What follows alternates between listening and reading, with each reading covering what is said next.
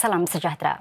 Peluang latihan baru bagi para pekerja rantaian bekalan sedang dibangunkan demi membentuk semula pekerjaan masa depan industri ini. Ini penting kerana lebih 30% daripada pekerjaan pengurusan rantaian bekalan atau SCM akan menjadi lapuk dalam 2 tahun akan datang. Demikian menurut satu laporan bersama oleh Lembaga Kemajuan Ekonomi EDB, Skills Future Singapura dan Agensi Tenaga Kerja Singapura. Peralihan ini didorong oleh 3 trend global utama, iaitu pendigitalan, kemampanan dan keperluan untuk mewujudkan rantaian bekalan yang berdaya tahan. Sekitar 70,000 orang kini bekerja dalam tugas yang melibatkan pembelian bahan mentah sehinggalah kepada pengeluaran. Menjelang tahun 2025, 12 daripada 38 pekerjaan pengurusan rantaian bekalan akan menjalani satu perubahan sederhana dari segi tugasannya. Ini bermakna para pekerjanya akan mempunyai tugasan baru yang juga memerlukan kemahiran baru. Misalnya, seorang pekerja perkhidmatan pelanggan akan memerlukan kemahiran seperti analisis data. Ia bertujuan meningkatkan hasil penjualan dan mendekati lebih ramai pelanggan. Trend global seperti pendigitalan juga sudah meningkat daya penghasilan dengan mengautomasikan tugasan manual dan berulang. Tapi ini juga bermakna bahawa para pekerja memerlukan kemahiran digital lanjutan seperti analisis data lebih rumit untuk melakukan tugasan mereka. Untuk bersiap terhadap sebarang gangguan pada masa hadapan, sektor ini juga sedang mempelbagaikan sumber produk mereka dan meningkatkan lagi perancangan kesinambungan perniagaan. Ini juga bermakna perlu mewujudkan pengurusan risiko yang lebih cekap lagi.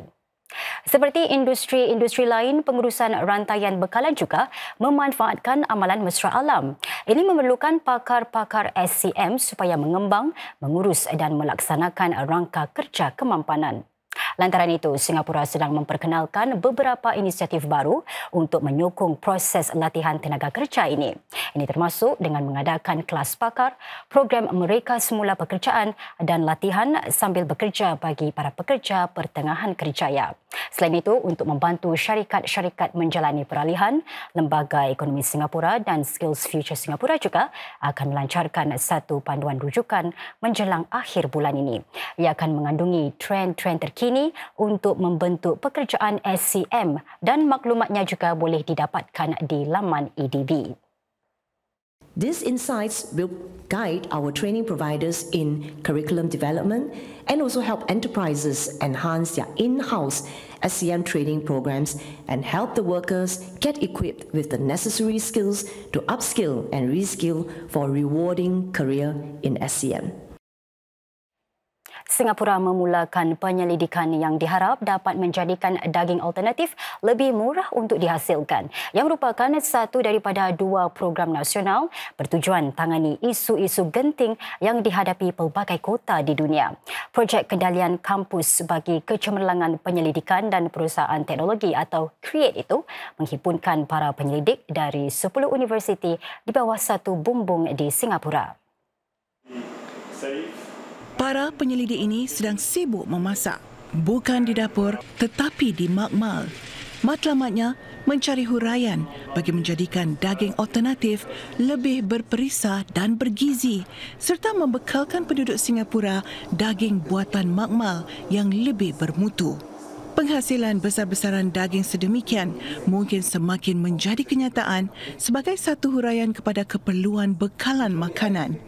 Di bawah program nasional terbaru, para penyelidik mencari cara lebih baik bagi mengesan mikrob semasa penghasilan daging alternatif. Ini dapat mengurangkan pencemaran, pembaziran serta kos penghasilan. Satu lagi program penyelidikan baru ingin membantu manusia agar lebih mesra mesin.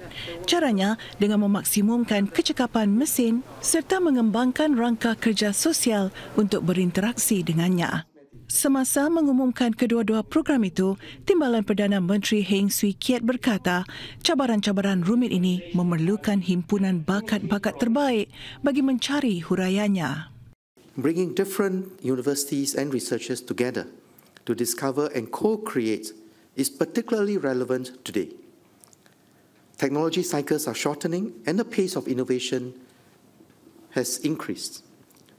The possibilities for new discoveries and breakthroughs are immense and bring hope for a better world. DPM Heng menambah huraian-huraian yang dicapai kekal relevan untuk sebarang kota yang mampan dan berdaya tahan. Ini tepat pada masanya kerana kebanyakan penduduk dunia akan tinggal di kawasan bandar pada akhir kurun ini. Menteri Ehwal Luar Dr. Vivian Balakrishnan akan melakukan lawatan kerja ke Jakarta selama 4 hari mulai esok.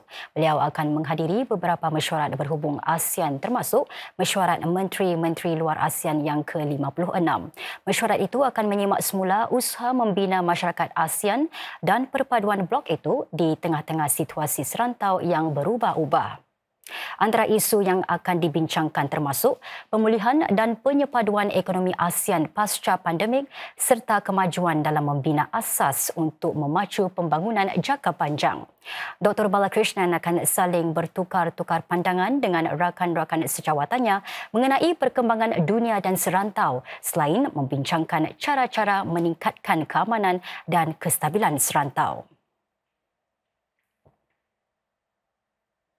Saudara, sebanyak 10 metrik tan buah-buahan musiman seperti nangka, salak madu dan manggis dari beberapa negeri Malaysia akan dibawa masuk untuk Expo Malaysia Fest yang ke-6. Para pengunjung boleh juga menjangkakan beraneka produk baru di acara yang akan berlangsung di Dewan Expo Singapura. Terokai rasa unik Malaysia, demikian tema Malaysia Fest tahun ini. Selain buah-buahan, para pengunjung juga akan dapat menikmati pelbagai lagi sajian dan produk menarik dari beberapa negeri Malaysia yang ditawarkan hampir 280 gerai. Acara anjuran Mega Express International dengan kerjasama Lembaga Pemasaran Pertanian Persekutuan Fama adalah yang terbesar dianjurkan sejauh ini dan dijangka menarik 120,000 pengunjung. Untuk edisi tahun ini, Malaysia Fest akan menggabungkan penyertaan daripada negeri Kelantan, Terengganu, Pulau Pinang, Johor dan Negeri Sembilan. Singapura merupakan market ataupun pasaran yang bagus untuk mereka. Jualan pada edisi-edisi lepas sentiasa meningkat. Kita jangkakan pada tahun ini jualan akan mencecah lebih pada 10 juta ringgit, 10 juta dolar Singapura. Pesta ini juga menawarkan peluang untuk para usahawan meneroka peluang perniagaan di kedua-dua negara. Kali ini kita ada tambahan sedikit, kita nak adakan program B2B. Kita nak temukan entrepreneur daripada Malaysia dan juga entrepreneur ataupun pengeksport ataupun pengimport Malaysia dan Singapura. Kemudian kita mengharapkan selepas pertemuan itu mereka akan langsung mengadakan hubungan dan meneruskan trade relationship between these two countries. Pesta ini juga akan memaparkan barisan artis dan usahawan terkenal Malaysia. Saya rasa dalam 20 artis termasuk Datuk Seri Siti Nurhaliza, Alif Shukri, Jasmine Ashraf dan banyak serasa dan 20 ke dekat 25 gitu selebriti yang datang bawa produk-produk mereka. Ini satu orang kata Datuk Siti yang ketiga kali dengan kita. Dia begitu gairah untuk orang Singapura ni bagus dia kata, very sporting.